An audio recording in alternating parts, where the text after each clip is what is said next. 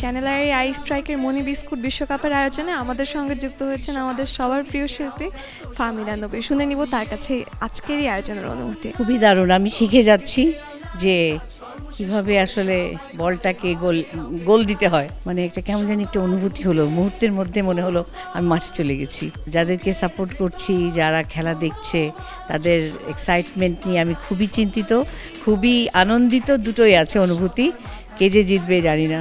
আমি তো আর্জেন্টিনাকে সাপোর্ট করছি, মেসি।